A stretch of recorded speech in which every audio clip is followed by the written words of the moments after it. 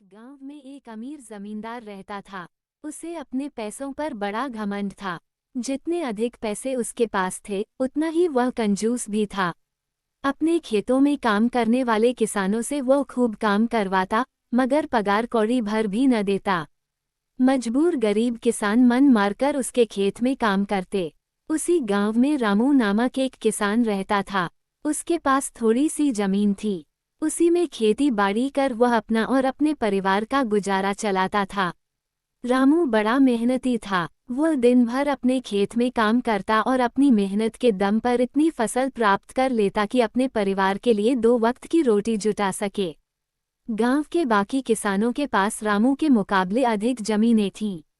वे रामू की मेहनत देखकर हैरान होते कि कैसे इतनी सी जमीन में वह इतनी फसल उगा लेता है। एक साल गांव में भयंकर सूखा पड़ा। बिना बारिश के खेत खलिहान सूखने लगे। गरीब किसानों के पास सिंचाई की कोई व्यवस्था न थी। वे सिंचाई के लिए बारिश पर ही निर्भर थे, इसलिए उनकी सारी फसल बर्बाद हो गई। रामू के साथ भी यही हुआ। अपने छोटे से खेत में वह किसी तरह अपने परिवार का पालन पोषण कर रहा था। अब उनके सामने भूखों मरने की नौबत आ गई। मजबूरी के कारण वह गांव के जमींदार के पास कर्ज मांगने गया।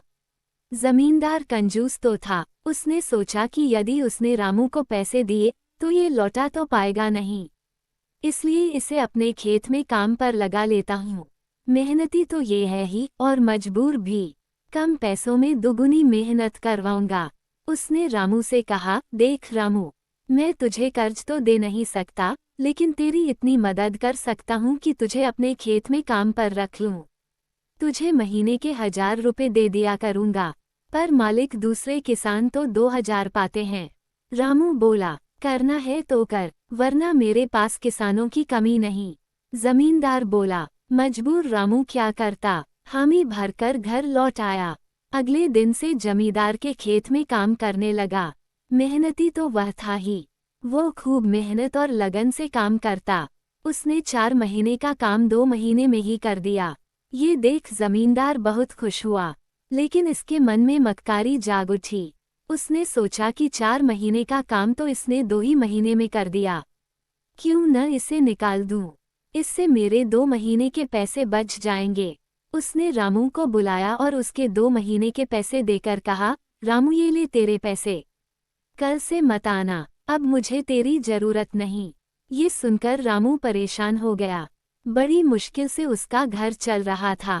अब अपने परिवार का भरण पोषण कैसे करेगा। वह जमींदार के सामने गिड़गिड़ाने लगा कि उसे काम से न निकाले, लेकिन जमींदार ने उसकी एक न सुनी और उसे काम से निकाल दिया। रामू आंखों में आंसू लेकर घर लौटा। चिंता से रात भर उसे नींद नहीं आई। सुबह उठकर उसने फैसला किया कि वह फिर से जमींदार के पास जाएगा और उससे विनती करेगा कि उसे वापस काम पर रख ले। वह जमींदार के घर के सामने जाकर बैठ गया। सुबह उठकर जब जमींदार अपने घर से बाहर निकला तो रामू को घर के सामने बैठा हुआ देखा। उसने रामू से पूछा, क्या हुआ रामू, क्यों आया है। रामू जमींदार की पैरों पर गिर पड़ा और गिड़गिड़ाते हुए बोला, मुझ पर दया कीजिए मालिक, मुझे काम पर रख लीजिए, मेरा परिवार भूखा मर जाएगा। जमींदार ने उसकी एक न सुनी और उसे धक्के मार के वहां से निकाल दिया। रामू उस समय तो वहां से चला गया, लेकिन अगली सुबह फिर सेठ के घर के सामने जाकर बैठ गया। जमींदार ने उसे फिर बुरा भला कहकर भगा दिया। अब से रोज यही क्रम चलने लगा। रामू रोज जमींदार के घर के सामने जाकर बैठ जाता और जमींदार उसे भगा देता। पूरे गांव में इस बात की चर्चा होने लगी। सब जमींदार को भला बुरा कहने लगे।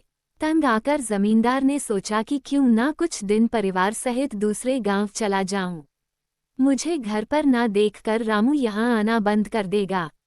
अगले दिन वो परिवार सहित दूसरे गांव अपने रिश्तेदार के घर चला गया। 10-15 दिन रिश्तेदार के घर रहने के बाद जब वह अपने घर लौटा तो मोहन को अपने घर के सामने बैठा नहीं पाया। वो मन ही मन खुश हुआ कि चलो उससे पीछा छूटा, लेकिन वह चकित भी हुआ कि आखिर रामू ने आना बंद क्यों कर दिया।